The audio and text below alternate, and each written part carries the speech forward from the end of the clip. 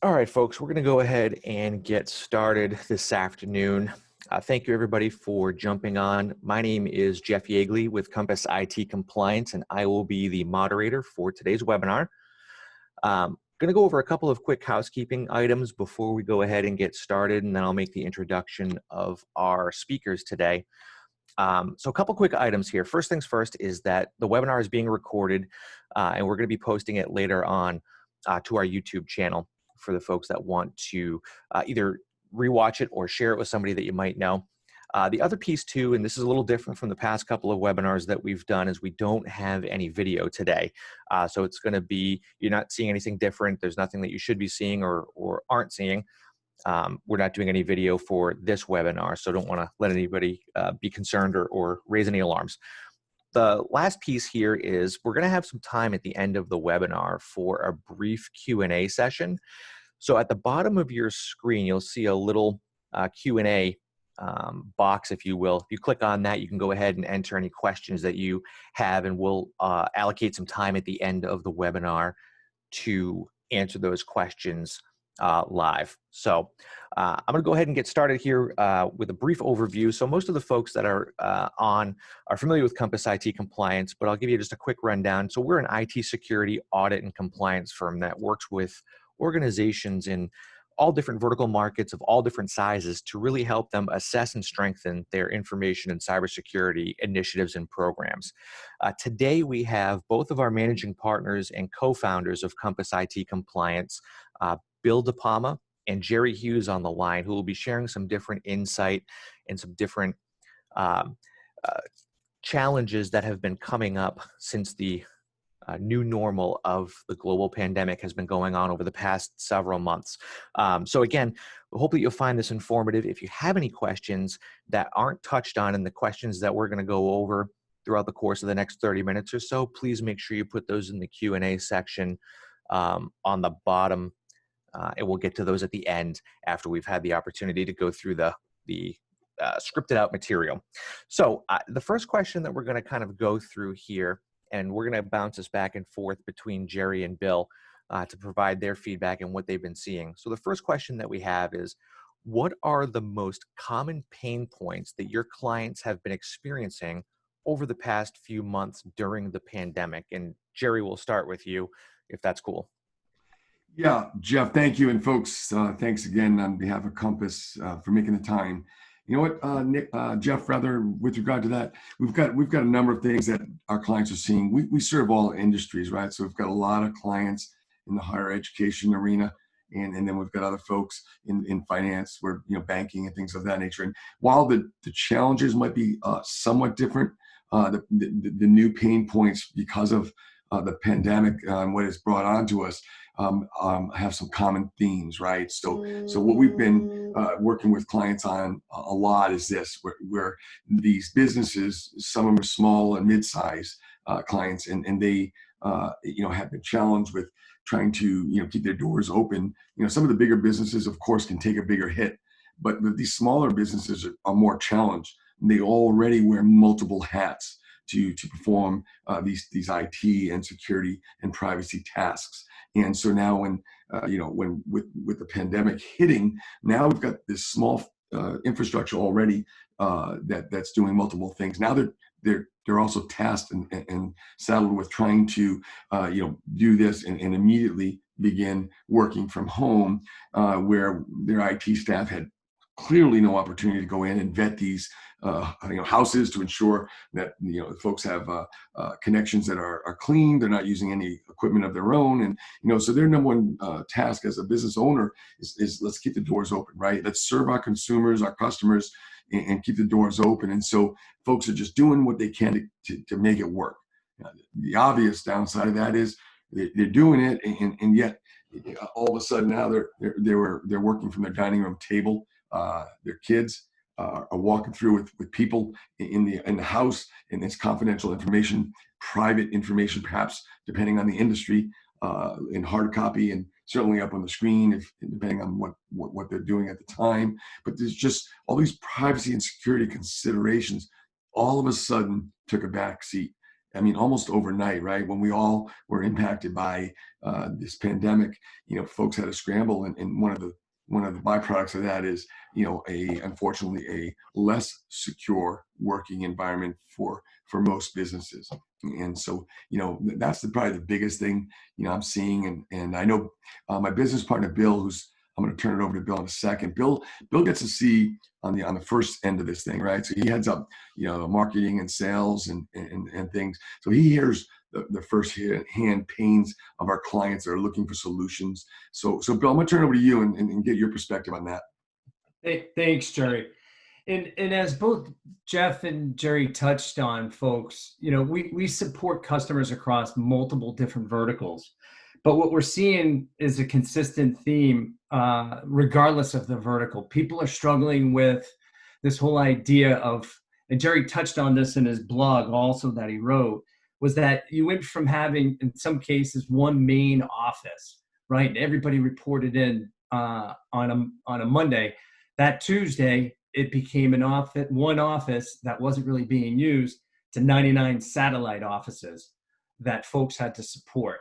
And we always talk about people, process, and technology, and being something that's always changing.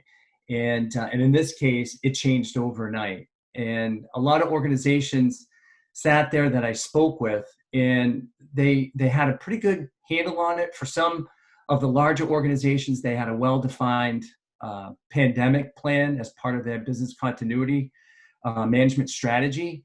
In others, it was, it's all hands on deck. Let's just get these folks set up so that there's no interruptions to business. So some of the things that we've been seeing also have been, with these changes, it's brought to light processes that sometimes hadn't been documented well, or testing that may not have occurred with some of the technology, to looking closer at their third-party relationships. And over these past 4 months, those things, if not well documented or managed, have reared their ugly head.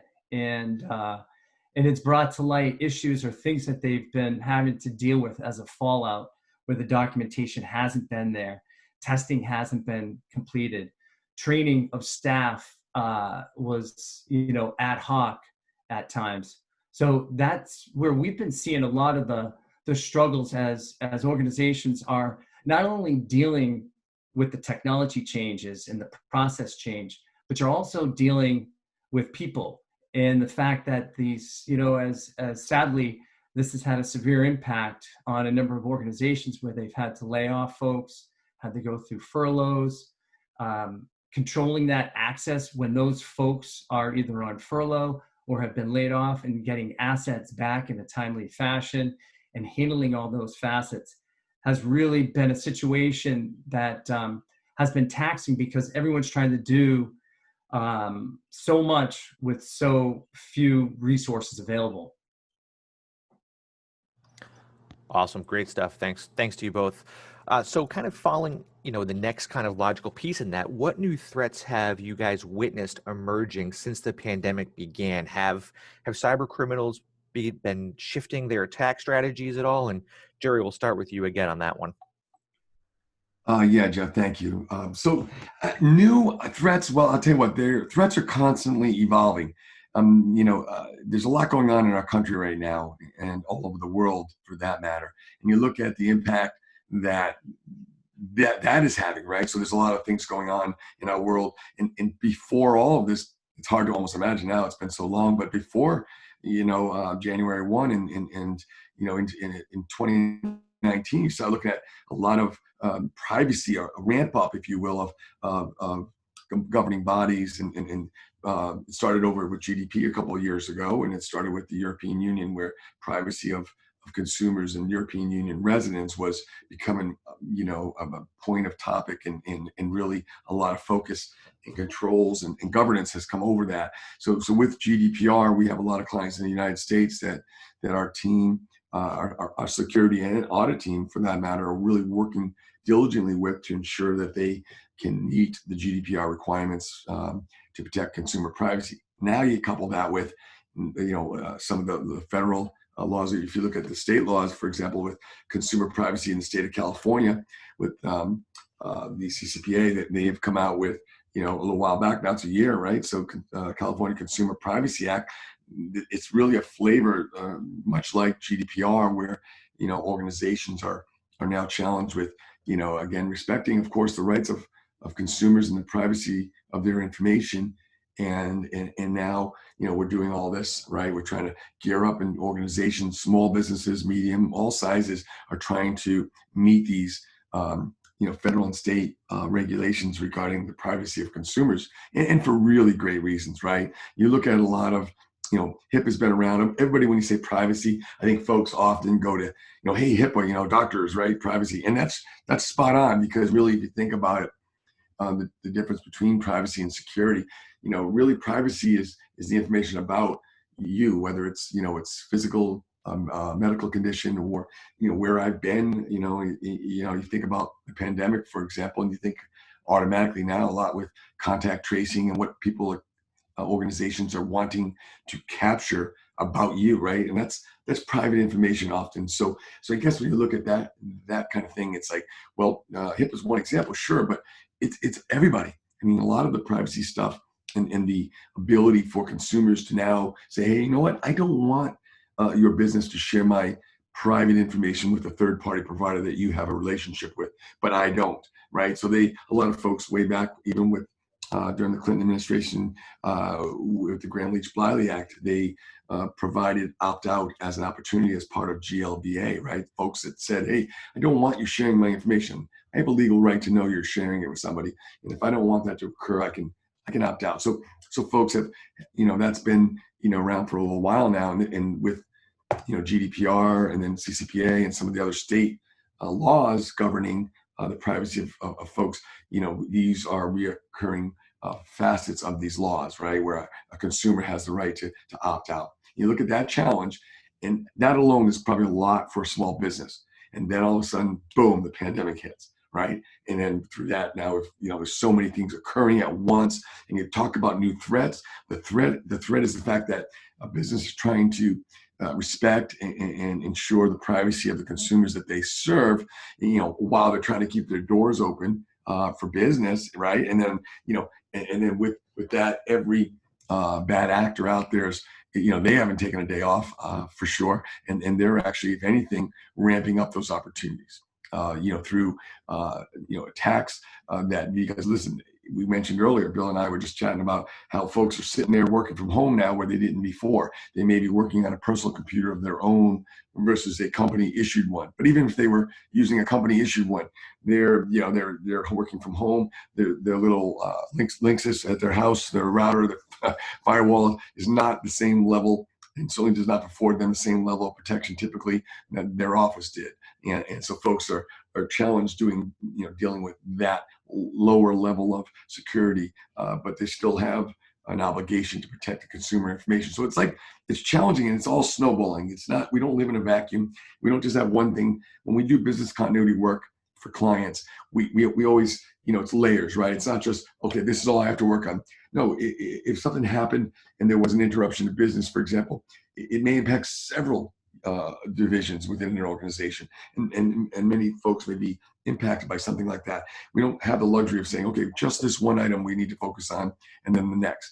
Here's what we need to focus on. We've got privacy concerns because of the pandemic that have arisen. These are the newer threats, if you will. We are dealing with clients right now. We have a division that does digital forensics. We're dealing with a lot with folks that have been compromised exactly because of this, right? So they're working from home.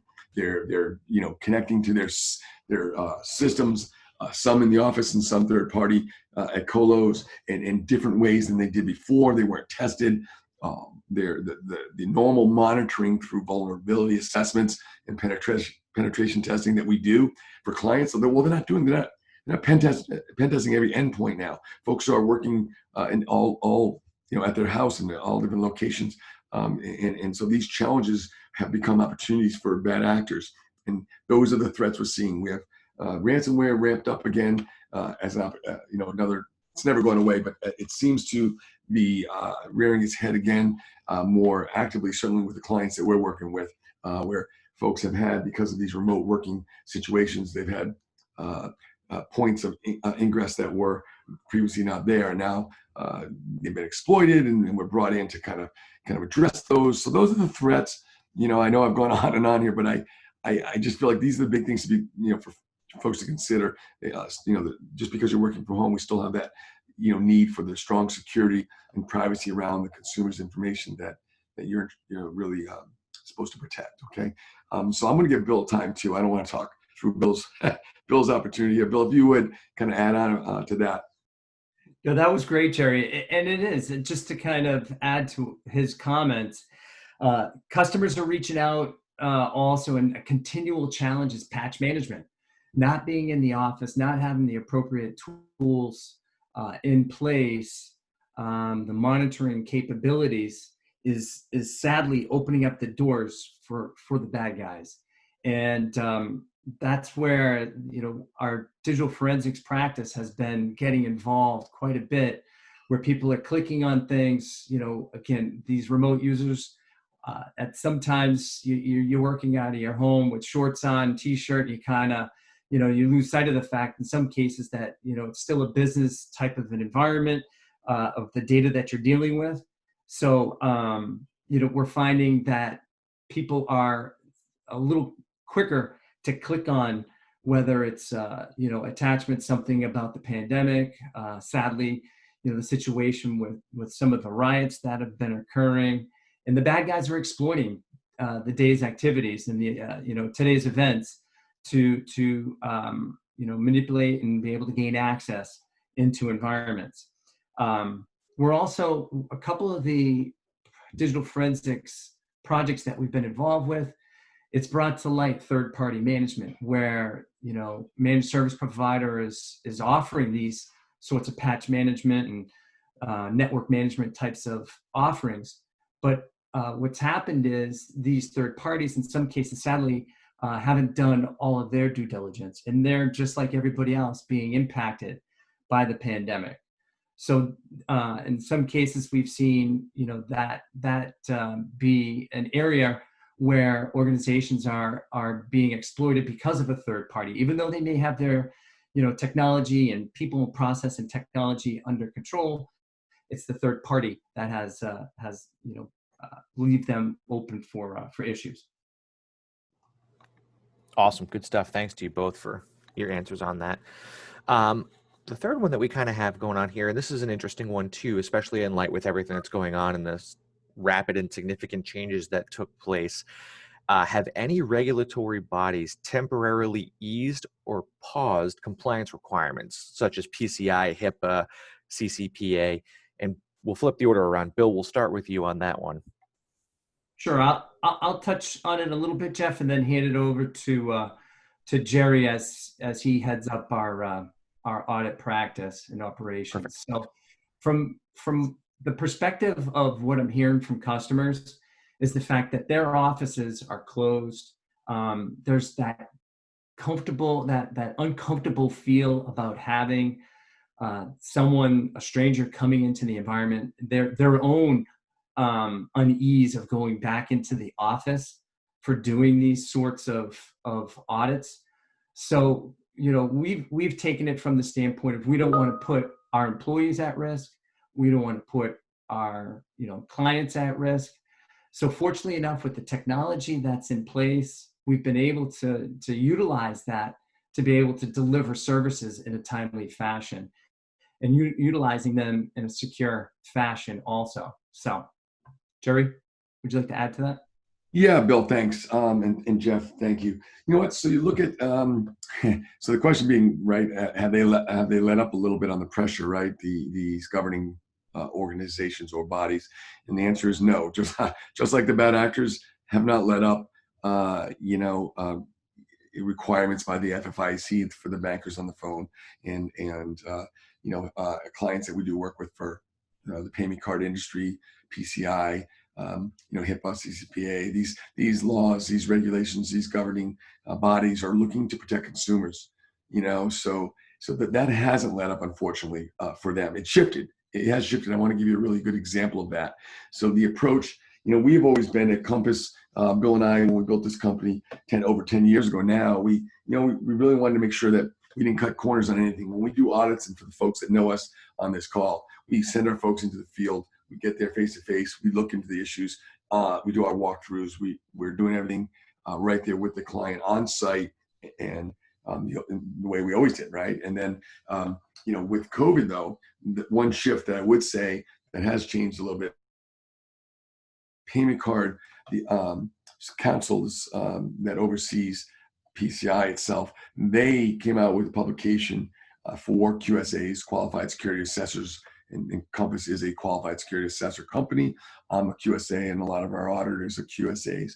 And the point is, they said, look, with this COVID-19, with the pandemic and the risk it presents to human beings, they've lessened the encouragement that folks go on site, right? So it's an idea that we don't want to put our clients at risk, or our employees. So we've obviously fallen in line with the requirements and the recommendations for that.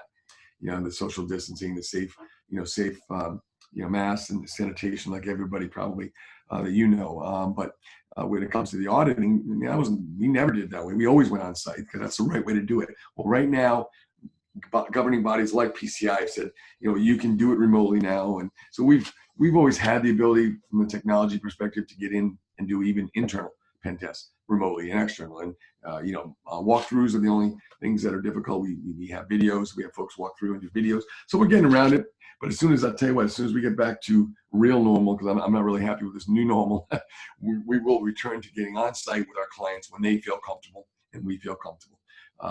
It's still just very good business, and it's a big part of the difference that we make when we work with our clients on things like that. But nobody, unfortunately, Jeff and Bill and folks listening, none of the regulating bodies that we've worked with, at a federal or state level, have really let up on the requirements. They've adjusted, like the example I gave you for PCI, but letting up, no, not so much, because the bad actors have not let up. Good point. Awesome. Thank you both for your responses. So kind of transitioning in kind of helping out organizations, and I know we're a couple months into this, but this is, as each day comes, there's new threats and challenges that arise for organizations, with organizations reopening, and some people, as you mentioned, Bill, opting to keep people working from home out of, safety concerns. What IT security and compliance areas should organizations pay extra attention to right now? And Bill, we'll start with you on that one. Sure, Jeff. The biggest thing that companies can do is don't look at security as a one-time event. It's continual, especially with a remote workforce, continual phishing types of approaches to reinforce your security policy and program. Continual testing is really, really important. Keeping that communication going with your workforce is absolutely key. Also, again, if you can put the appropriate solutions in place, there's technologies out there to continually, complete vulnerability scans, where you can put agents out onto the endpoints, so you're continually scanning for any known vulnerabilities. Absolutely. Getting a better understanding of where the confidential data, personal identifiable data, protected health information is, using this event to improve your data classification process and allowing access to the information, to this information to only the people that need to have access to is huge. Continual conversations internally too with HR on how they're going about the process of onboarding, offboarding, so that IT can make the appropriate decisions and shutting off access to systems and applications in a timely fashion, ensuring that assets get returned in a timely fashion, are certainly some real key points to keep in mind. Thanks, Bill.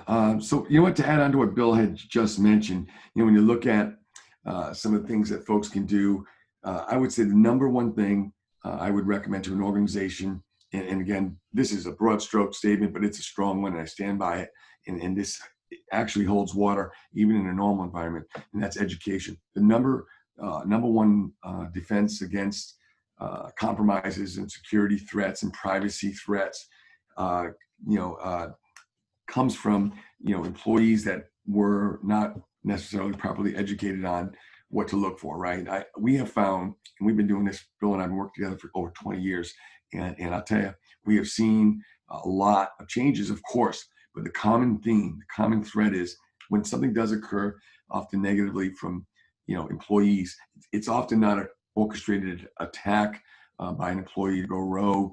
We find is that folks just didn't know that clicking on this link or downloading a PDF or, you know, connecting something to a, you know, it's a work office laptop. All right, great. But I put my USB drive in because I'm going to do something, you know, personal, you know, something personally on my company issued laptop. And now I've compromised it. And then when I connect to a network, I've compromised that. So it's that while their intent wasn't bad, you know, the results still, you know, present risk to the business if folks aren't educated properly on security, compliance, and audit. I mean, these are just fundamental things. So, you know, best bang for your buck. You can get the best. You can have the best firewall in the world out there. Dang, you know, people are still going to try to attack it. But at the end of the day, people in your business, regardless of the type of business you do, we will communicate with each other. We do things, right? That's part of the business, whether it's customer facing all the time or over the phone. And what happens is those are points of potential risk. Those are points where bad actors would possibly, you know, could possibly, you know, take advantage. And through education of your staff on the new evolving threats, and it's only a handful of things. And by the way, remember, you guys are all consumers as well as employees of the businesses that you work at. So this message, you know, that, you know, the idea of protecting the way you answer phones or clicking on links, this is also when you go home. So number one thing, someone sends me something, my business partner Bill may send me something, I'll send him a quick Teams message back. Hey, did you send this attachment? Great. And then I move on. It took me a second. I reduce the risk dramatically and I move on. We get hit all the time, but we're educated and we educate our clients on the same kind of thing. Very simple stuff. But you're also looking at things, you know, kind of adding on that a little bit. We have a couple of minutes here. But the other thing I wanted to mention too, when you look at IT security compliance areas, organizations are paying attention to right now with the pandemic, is things like contact tracing. And actually recently, we were engaged to work with the state of Rhode Island. We're pretty proud about that on their Crush COVID app. I performed a privacy audit to the application. And when one of our security folks, Jesse Roberts, who heads up our security team, performed penetration testing on the iPhone version as well as the Android version of Crush COVID RI. So if you have an opportunity, check it out, look at it, and know that it works well, but it does what it says. It's secure, and we were part of ensuring that security. So those are the things folks are doing. Those are the things people are thinking about right now, in my opinion and in my experience. And it's just, you know, start with education. I'm going to turn it back over to Jeff. Awesome. Thanks, Jerry. Thanks, Bill. And folks that are on the line with us, I'll give you the opportunity again. If you have any questions, feel free to put those in to the Q&A section on the bottom there. There is a dedicated section where you can put that stuff in. I'll give you guys an opportunity to add any questions in there. I'll go over a couple of quick pieces, and then we do have one question. So actually, let's get to the question first here. That way we can accomplish that task. So again, if you have any questions, feel free to put those in there. So, and Bill, Jerry, I'm not sure, I'll let you guys fight over who wants to go first on this one here, but with everyone working from home, have you seen the amount of successful phishing attacks rise significantly?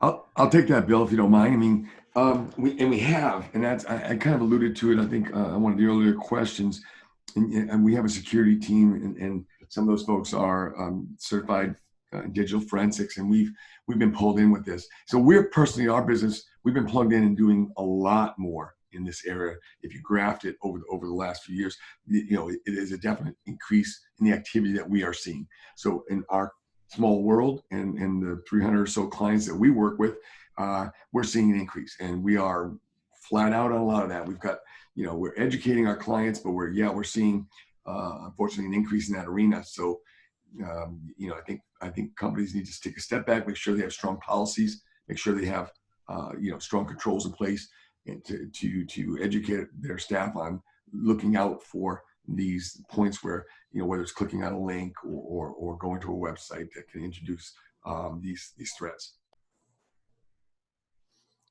Beautiful. Bill, anything that you want to share or add on top of what Jerry No, mentioned? I think Jerry touched on all the points from that perspective. And again, the security awareness training is absolutely key. Reinforcing your message, making sure that people stay aware of the latest attempts that the bad guys are taking, reinforcing that with doing phishing assessments, and continually having that open dialogue with folks.